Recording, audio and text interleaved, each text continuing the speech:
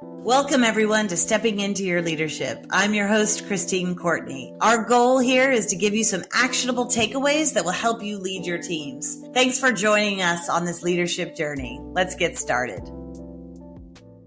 Hello, everybody. Welcome to this brand new year of stepping into your leadership. Some of you who are our loyal listeners may have recognized that we have not been on in quite some time because we've kind of been rejudging things and thinking about where do we want this podcast to go? What's next for us? How do we provide the most value for our listeners? And in a way, step it up, right? I'm constantly looking at how do I step into my leadership more? How do I encourage others to step into their leadership?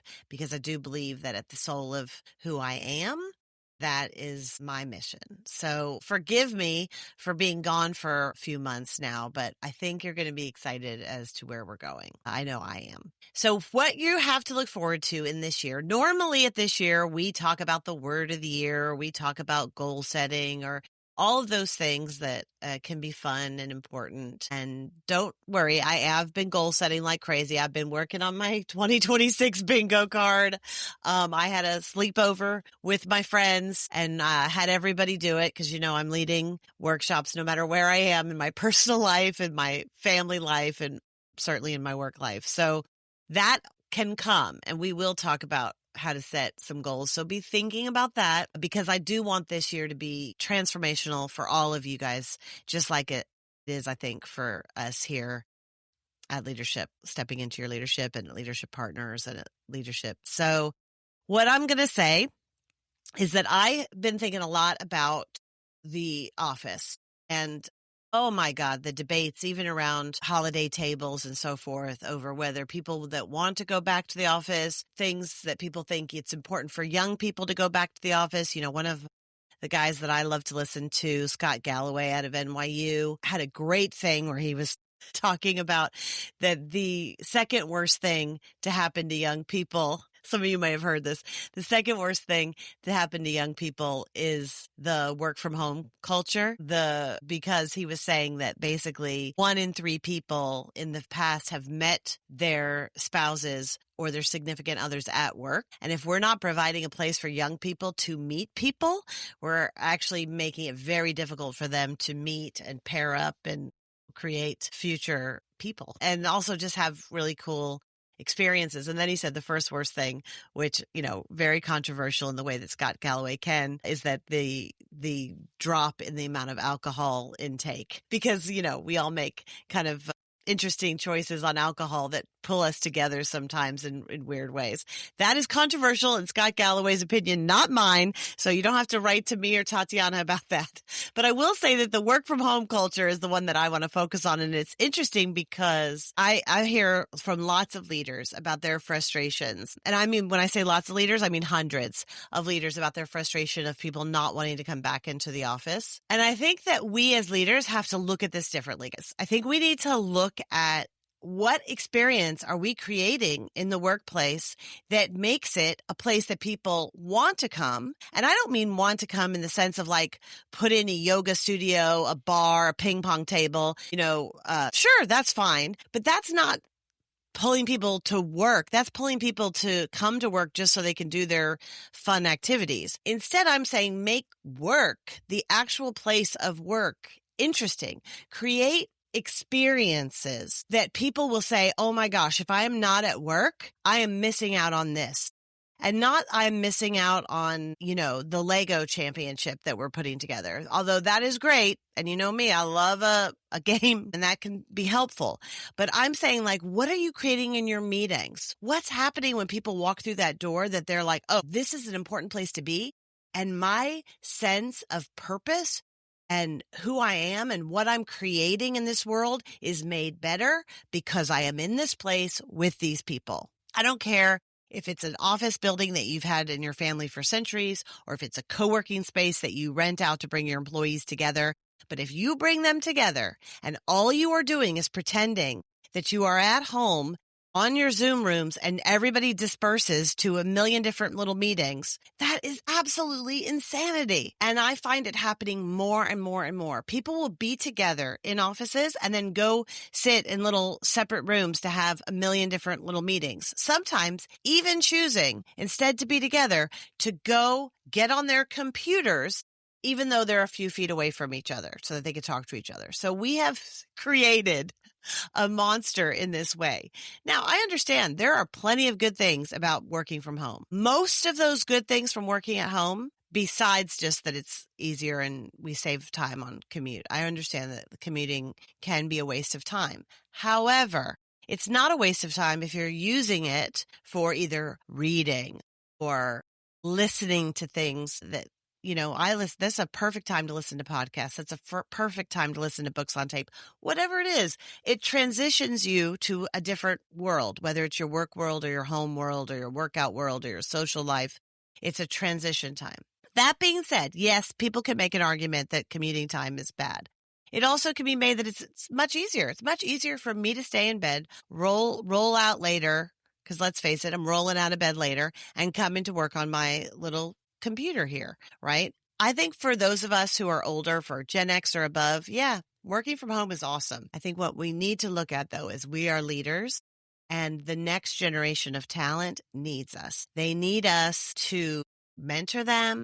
They need us to help them connect with each other. Some of the new folks coming in the workspace were the kids who were most affected in some cases. I mean, there's debate about this still, and we'll see.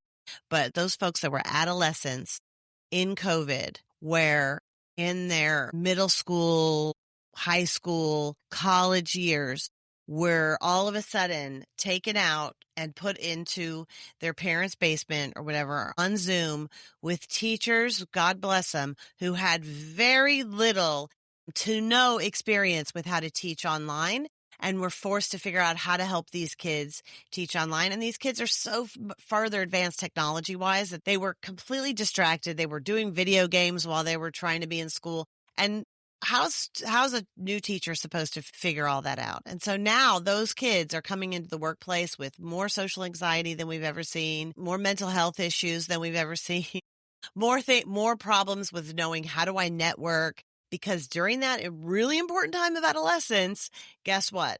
They were pulled apart in the time that they should be learning how to socialize, how to read social cues, how to look people in the face and read, oh, they're upset with me, or, oh, this isn't going over well, or, oh, they're interested, or, oh, I should try to communicate more with this person. All of those things that happen and we don't realize, all those learnings that are happening besides the book learning, that didn't get to happen with these kids. And so I think as leaders, have to take more of a role of what I'm calling kind of experience managers. And that is, one, teaching a little more.